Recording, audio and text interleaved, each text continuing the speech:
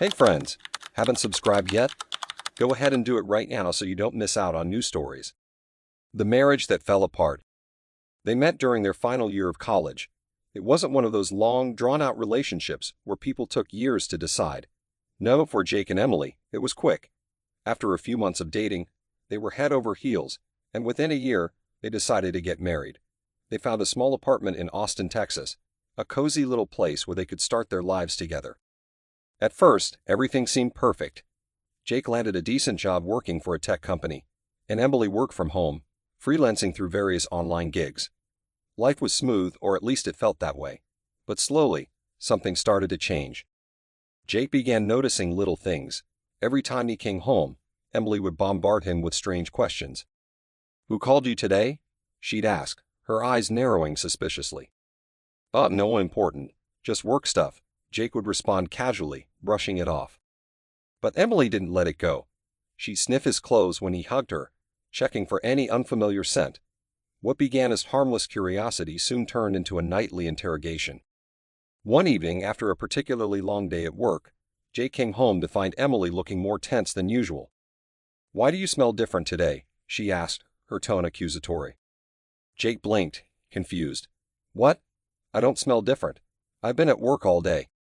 "Well, you smell like someone else's perfume," she insisted. Jake chuckled nervously. Maybe it's the air freshener in the office or something. But Emily wasn't convinced. Her eyes followed him everywhere, scrutinizing his every move. Jake didn't know how to handle it. He had no idea where all this was coming from. Then came the night everything escalated. Jake woke up around 2 a.m. to find the bed empty. Bravi, he looked around, but Emily wasn't anywhere in the bedroom.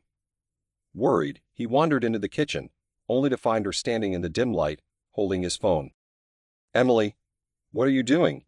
he asked, his voice low and tired. She jumped startled, then glared at him defensively. "Just checking something." "Checking what? My phone? You know the password. You could have just asked if you were curious." Emily crossed her arms, her agitation visible. "I know you're hiding something. You're not telling me everything." Jake sighed, rubbing his face. "Emily, seriously? There's nothing to hide. Let's go back to bed. It's late." She hesitated but eventually followed him. As they lay down, Jake couldn't shake the feeling that something was seriously wrong. The paranoia only grew from there. One day, Jake came home early from work and found Emily at his computer, his work computer.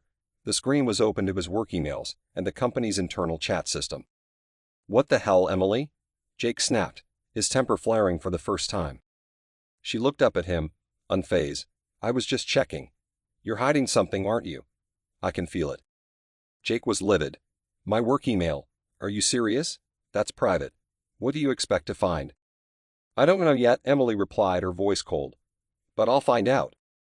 That night, they had their first real fight. It wasn't just bickering or frustration. It was shouting, accusations flying back and forth. "You think I'm having an affair?" Jake yelled, his voice echoing through the apartment. "Emily, I don't have anyone else. I've given you access to everything, my phone, my emails. There's nothing to hide." She crossed her arms, glaring. "You're lying. I can feel it. You're with someone else." Jake threw his hands up in frustration. "Take my phone then. Go through it all. You'll find nothing." But no matter how much Jake reassured her, Emily wouldn't believe him. The jealousy, the obsession, it only grew worse. One evening, Jake returned home to a scene he never expected. Emily was crouched under the dining room table, shaking. The kitchen faucet had been left running, and water was spilling onto the floor. "Emily?" Jake called, cautiously approaching her. "What's going on?" She didn't respond at first, then muttered, I know what you've been doing." Jake knelt down beside her, concern and confusion flooding him. "What are you talking about? You're not making any sense." She glared at him, eyes filled with tears and rage. "You think I don't know? I'm not stupid, Jake. You're seeing someone else. You don't love me anymore." Jake shook his head, trying to stay calm. "Emily, I'm not with anyone else. I've told you this 1,000 times." But she wasn't listening. She started shouting again, accusing him of hiding secrets and lying to her every day. In a moment of rage, Emily lunged at him, scratching his face. "You're a liar," she screamed, tears streaming down her face. Jake recoiled, heart pounding. "Emily, stop it. This is crazy." He stormed out of the apartment, leaving her behind. He returned the next morning, not to reconcile, but to pack his things. As he stuffed his clothes into a suitcase, Emily stood by the door, her eyes swollen from crying. "Don't go," she whispered. "Please, Jake, we can fix this." Jake paused, his heart heavy with sadness. "Emily, I can't do this anymore. I tried, but this isn't working."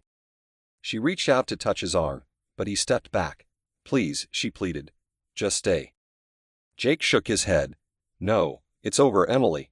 I'm sorry." And with that, he left. 3 months later, they were officially divorced. Update. It's been a few months since the divorce, and I'm finally starting to feel normal again. Emily's jealousy, her constant accusations, it all became too much. I tried to be patient, to make things work, but it felt like I was drowning in her suspicions. Now I've moved into a new place on the other side of town. It's quiet here, and for the first time in a while, I can breathe. I think about Emily sometimes, but mostly, I wonder if I missed the signs early on. Maybe I could have done something differently, or maybe this was inevitable. Either way, I know that leaving was the right decision. Comments. User 1. Man, this sounds like such a tough situation. Sometimes people just can't deal with their insecurities and end up pushing others away. You did the right thing leaving. User 2. I can't imagine waking up to someone snooping through my phone in the middle of the night. Trust is everything in a relationship, and when it's gone, there's nothing left. User 3. I went through something similar with my ex. Her paranoia and accusations destroyed our relationship too. It's hard when someone constantly doubts you for no reason. User 4. I feel bad for her, but at the same time, this kind of behavior isn't sustainable in any relationship. I hope she gets help, but you made the right choice. User 5. I had a partner who was obsessed with checking my phone and emails too. It's exhausting. You're better off finding someone who trusts you.